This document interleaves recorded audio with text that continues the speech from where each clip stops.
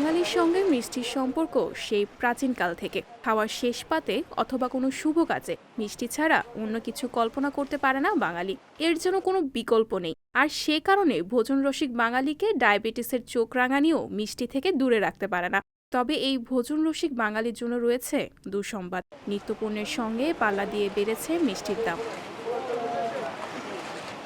রাজধানীর বিভিন্ন দোকান ঘুরে জানা যায়, গত 2 মাসে বিভিন্ন ধরনের মিষ্টিতে কেজি প্রতি দাম বেড়েছে 20 থেকে 80 টাকা। চিনি, তেল, ময়দা সহ বিভিন্ন উপকরণের দাম বৃদ্ধি পাওয়ায় মিষ্টির দাম বেড়েছে বলে জানিয়েছেন বিক্রেতারা। অনেকে আবার নিজেদের ঐতিহ্য ধরে রাখতে মিষ্টির দাম না বাড়ালেও কমিয়েছেন উৎপাদন ও সরবরাহ। দীর্ঘদিন বন্ধ রাখার পরে আমরা 2 মাস আগে ব্যবসা চালু করছি। সেখানে স্টক করার লগে লগে মনে করেন যে চিনির দাম বস্তা প্রতি 1400 টাকা বাড়তি হচ্ছে। সেই বাড়তি হিসাবে আমরা মনে করেন মালের রেট 20 টাকা করে বৃদ্ধি করছিলাম, সেখানে পাবলিক খায় না।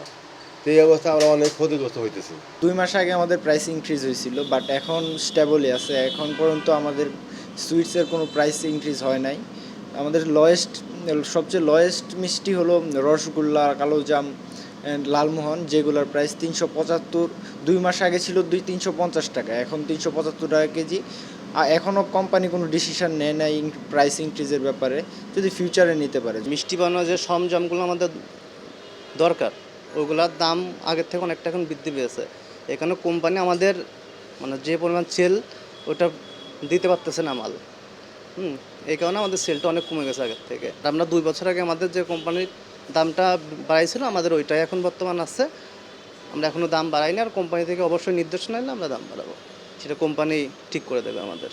করোনার অস্থির সময়ে ভোজন রসিক বাঙালির প্রিয় মিষ্টি মুখে ভাটা পড়ায় খানিকটা ক্ষোভ প্রকাশ করেছেন ক্রেতারাও। চিনির বাজার দাম বাড়াতে মিষ্টির বাজারে হালকা একটু প্রভাব পড়েছে। দাম প্রত্যেক কেজি প্রতি 40 টাকা 50 টাকা এরকম করে ঊর্ধ্বগতি আছে আর কি। যে কোনো জায়গায় যাইতে গেলেই মিষ্টিদের সাথে সঙ্গে দরকার। এই ক্ষেত্রে তো প্রত্যেক ক্রেতাদের কষ্টই হয়, যেহেতু ইনকামের রাস্তা বন্ধই আসছে, দেশের পরিস্থিতি ভালো না। ওই ক্ষেত্রে দাম ঊর্ধ্বগতি হইলে আমাদের কষ্ট হয় আর কি। শুধু চিনি না তো, সব কিছুরই তো দাম বাড়লো। যে কোনো জিনিসের দাম বাড়লে তো সাথে সাথে অন্য কোনো জিনিসের দাম বেড়ে যায়। তো চিনির কারণে মিষ্টির দাম বেড়ে গেল।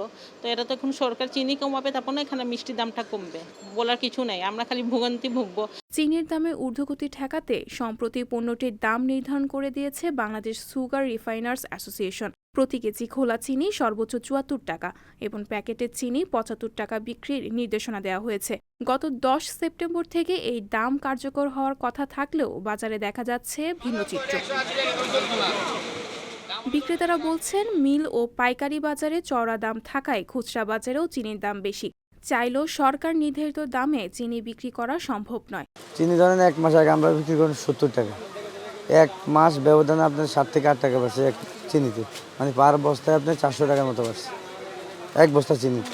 লুজ চিনি সরকার নির্ধারণ করছে 74 টাকা, কিন্তু আমরা কিনতে হচ্ছে বর্তমানে এই 3780 টাকা বস্তা। এখন আমরা সরকারের যে নির্ধারণ করছে ওটার থেকে আরও বেশি দাম দিয়ে কিনতে হচ্ছে। আমরা বিক্রি করবো কত? আমরা পার কেজি চিনি যদি 2 টাকা লাভ না করি, তাহলে আমাদের প্যাকেট আছে এবং কর্মচারী বিল আছে বা আমাদের দোকান ভাড়া আছে, আমরা কি দিয়ে পোষাবো? ম্যাজিস্ট্রেট আসে আইসা আমাদের ঘরে জরিমানা, আমাদেরকে এত রেট দিচ্ছে, এত বেতন কেন?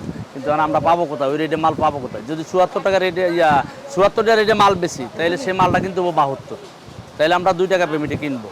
এখন ধরেন আমরা 77-76 টাকা কিনি, হয়তো আপনার 78 টাকা বেচতেছি। এদিকে ক্রেতারা মনে করছেন, বাজার মনিটরিংয়ের অভাবে বাড়িয়ে দেওয়া হচ্ছে চিনির দাম। তাই চিনির দাম নিয়ন্ত্রণে নিয়মিত বাজার মনিটরিংয়ের দাবি জানান তারা। সংবাদ প্রকাশ, নিউজ ডেস্ক।